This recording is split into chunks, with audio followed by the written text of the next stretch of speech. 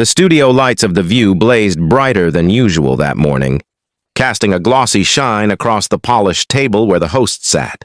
There was an unusual tension in the air, the kind that viewers at home could feel even through their screens. The audience buzzed with anticipation, whispers floating like electricity. Everyone knew this episode would be different, special. Guess Miley Cyrus was about to walk in. As Miley stepped onto the stage, dressed in a sleek black outfit that balanced elegance with her signature boldness, the audience erupted into applause. She smiled, waving casually, her confidence unmistakable. But behind the warm welcome, there was an undercurrent of curiosity, perhaps even unease, especially from one of the hosts. Sunny Hostin adjusted her posture slightly, her expression composed but sharp.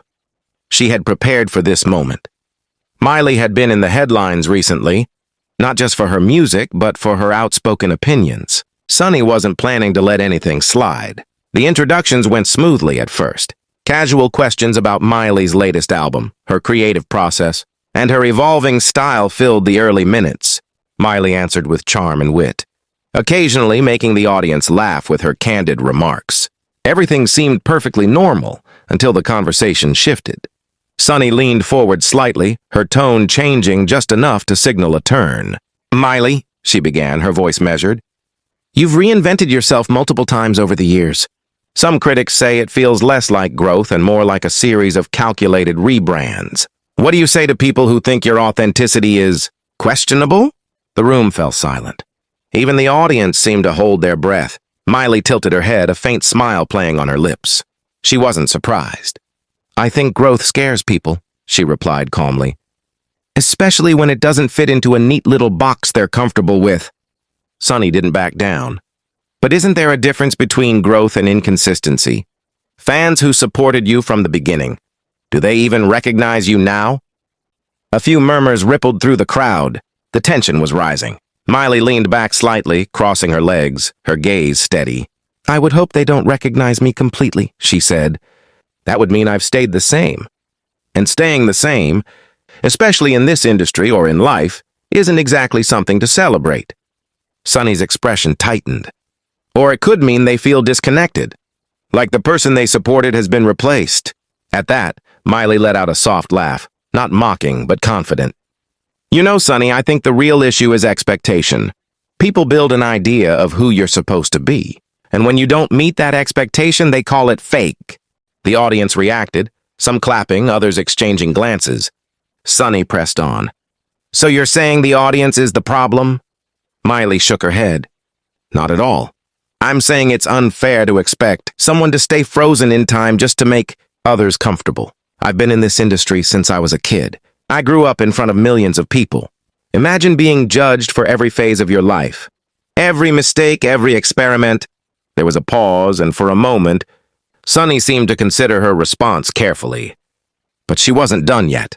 "Fair point," Sunny admitted. "But some would argue that your changes often coincide with trends. It raises questions about whether you're leading or just following." That was the moment the atmosphere shifted completely. Miley leaned forward now, her eyes locking onto Sunny's. Her voice remained calm, but there was a new edge to it, firm, unshakable.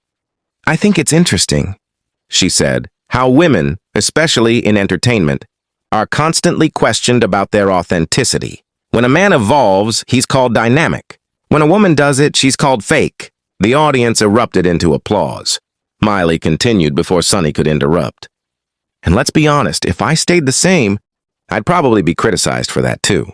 So really, it's a no-win situation, unless you decide to stop living for other people's approval." Sunny opened her mouth to respond, but Miley wasn't finished. "You talk about trends," Miley added, her tone still composed but undeniably powerful. "But trends don't define me.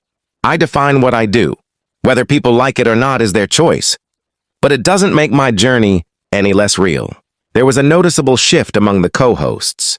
Some nodded subtly, others looked at Sunny, sensing the weight of the moment. Sunny tried to regain control of the conversation. "I'm just asking the questions many viewers are thinking."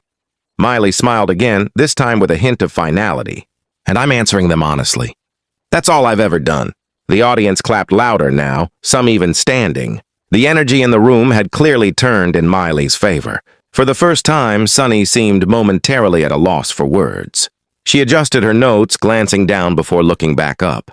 The usual confidence in her tone was slightly diminished. One of the other hosts quickly jumped in, sensing the need to ease the tension. "Well, Miley, regardless of opinions, your impact on music and culture is undeniable." Miley nodded graciously. "Thank you. I just try to stay true to myself. That's all any of us can really do." As the segment wrapped up, the applause lingered longer than usual. Miley stood, waving to the audience once more, her composure intact. Sunny offered a polite smile, but the earlier intensity had clearly left its mark. Backstage, whispers spread quickly among the crew. Some called it one of the most intense exchanges the show had seen in months. Others simply described it as a moment where confidence met confrontation and didn't back down. Meanwhile, viewers at home flooded social media with reactions. Clips of the exchange began circulating within minutes, sparking debates, praise, and criticism from all sides. But one thing was certain.